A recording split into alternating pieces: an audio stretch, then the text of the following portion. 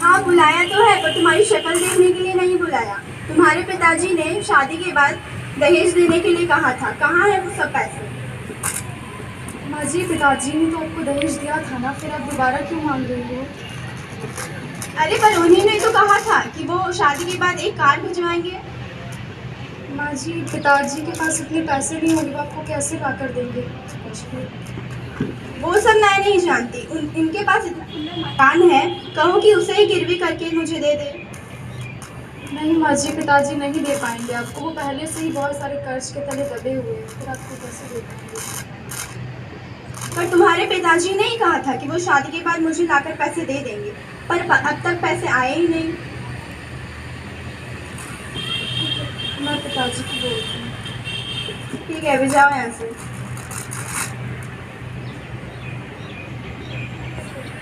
अच्छा सुनो,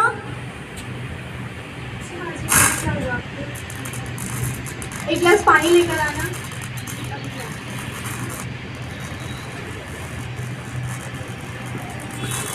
क्या हुआ, तुमने अपने पिताजी से कहा नहीं दहेज के बारे में?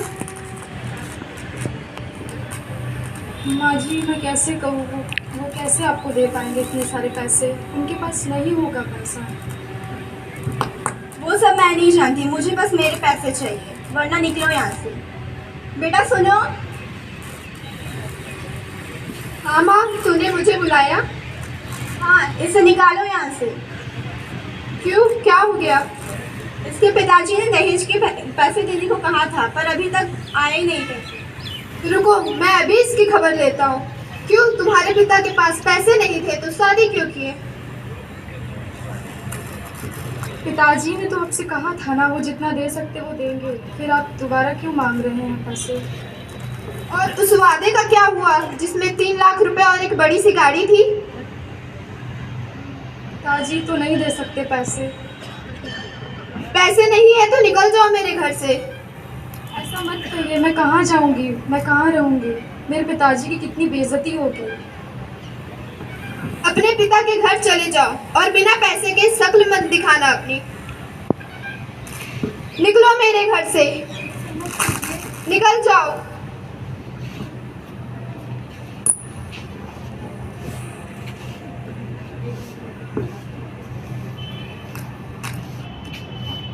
पिताजी, तुम यहाँ बेटा? तुम्हारे घर वालों से कोई नहीं आया? वो पिताजी, माँ जी ने कहा कि जाओ अपने पिता से मिलकर आ जाओ। तो तुम अकेले आई हो, दामाद जी नहीं आए?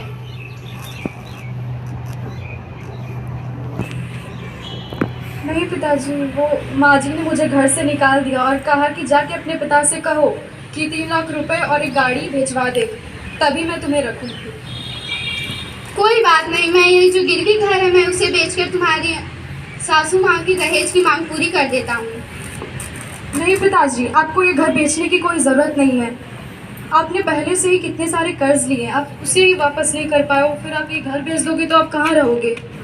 क्या हो जाएगा, तुम्हारी खुशी के लिए मैं इतना कर ही सकता हूँ। नहीं पिताजी, आपको ऐसा करने की कोई ज़रूरत नहीं है। मैं इतनी काबिल हूँ कि मैं खुद कुछ कर सकूँ, खुद के पैर पे खड़ी हो सकूँ। मैं खुद के पैर पे खड़ी होकर अपना कोई भी काम कर लूँगी। मुझे उस लालचियों के पास नहीं जाना है जो सिर्फ पैसे के लिए एक बेटी को रखे बहू बनाने के लिए, और एक बहू को कभी बेटी ना समझे। मुझे नहीं जाना उस घर में वापस।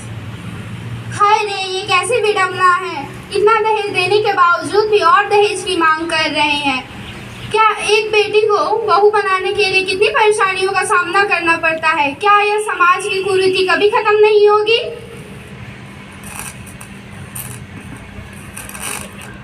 जैसे कि आप सभी ने देखा, यह दहेज प्रथा भारत में गंभीर सामाजिक बुराइयों में से एक है। इसके नकारात्मक प्रभाव हमारे बहू बेटियों के जीवन पर पड़ता है। जैसे कि दहेज की मांग पूरी ना होने पर दुल्हन को शारीरिक मानसिक उत्पीड़न का सामना करना पड़ता है। यह कभी कभी आत्महत्या का कारण भी बन सकता है। भारत सरकार ने दहेज निषेध अधिनियम 1961 जैसे कानून बनाए हैं, जिसमें दहेज लेना और दहेज देना दोनों ही अपराध माना जाता है। अतः सामाजिक बुराइयों को खत्म करने के लिए टीवीएस हाउस द्वारा एक छोटा सा जागरूकता फैलाने का प्रयास किया किया गया है। धन्यवाद।